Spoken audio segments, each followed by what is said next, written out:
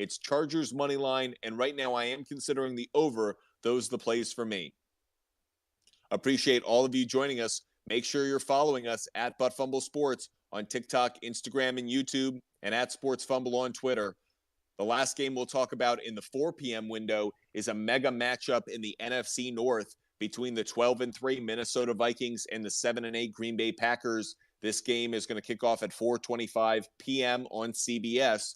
Right now, the Packers are a 3-point favorite, and the over-under is set at 47 points. This game has a ton of playoff implications, not just obviously for the Packers, but for the Vikings as well, as they continue to chase that number 1 seed if somehow the Eagles slip up against the Saints. Some gambling trends for you before we go around and get analysis. The Vikings are 4-9 against the spread in their last 13 meetings in Green Bay. The Packers are 1-4 against the spread in their last 5 games at home versus a team with a winning road record. The over is 4-1 in the last 5 meetings between the two teams. The over is 5-1 in the Vikings' last 6 games versus the NFC North. And the over is 5-2 in the Packers' last 7 versus NFC opponents. Adam, what are your thoughts? Do the Vikings get an underdog win against the Green Bay Packers? Yeah, big game for both teams. Obviously, Minnesota, not only to keep pace with Philly if they would stumble, but obviously Dallas as well, too, to stay in that playoff seeding. Green Bay obviously needed everything last week to happen. They needed Seattle, Washington, the Giants all to lose. They got that and got a big win in Miami. The thing here I look at is the first half in that game against Miami, the secondary was just trash. I mean, Hill and Waddle were doing whatever they wanted to do, and that's the Packers defense that I've been seeing here as of late. They have been playing better, and they've won 2 in a row. But the second half, they put a lot of pressure on Tua and locked down that secondary, and were really impressive defensively. Offensively, still kind of a little bit of a mismatch. You know, Rodgers made some really nice throws, some Roger-esque throws, and he also made some really bad throws as well, too. 2 injuries to really watch out for is Christian Watson again got dinged up with a hip injury in that Miami game. But the bigger one to me is Keyshawn Nixon. He's been a return guy, and in the last 4 weeks, he's basically turned himself into an All-Pro alternate. That's how good he's been. He's just been amazing in giving us field position. So he got dinged up in that game. So those are 2 guys to watch out for. As far as the spread in this game, I was really shocked to see Green Bay laying 3. Again, Minnesota's not getting any respect, but they do stay in every game close, and they do pull out these type of games too. So as far as the spread goes, I'm going to stay away from it. The one thing I'm looking at here is obviously with the Watson injury, but I would lean towards the over in here because as sure as the sun comes up tomorrow, that Minnesota defense allows a ton of points.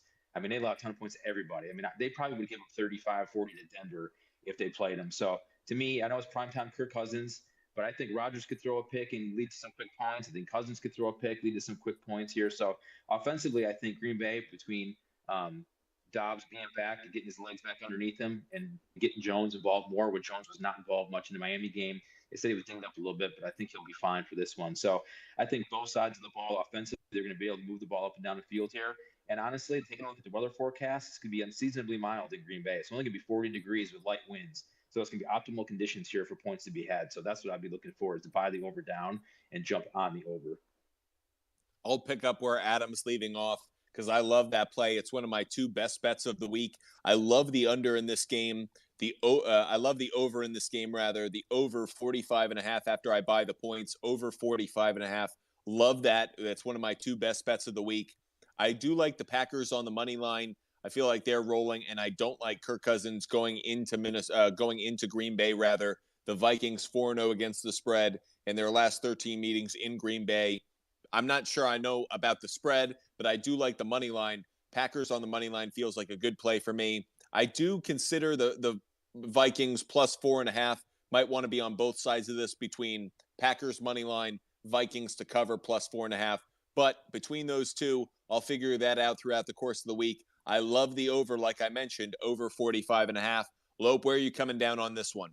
I'm in strong agreement with you guys on the over. I think both defenses you can't really trust, especially the Vikings and where they've been vulnerable is against the pass. And Aaron Rodgers should be able to do that, feast on that. I hope Watson can play, but I think even with or without, if he's limited, the over should still be good. And then it's a far time from week 1 how these two teams look, but I think the Vikings plus 3 is a good play. They're always in close games, and they're not going to get blown out here. So I would lean heavy towards the Vikings +3 as well. Appreciate all of you joining us. Make sure you're following us at Butt Fumble Sports on TikTok, Instagram, and YouTube, and at Sports Fumble on Twitter for all your NFL Week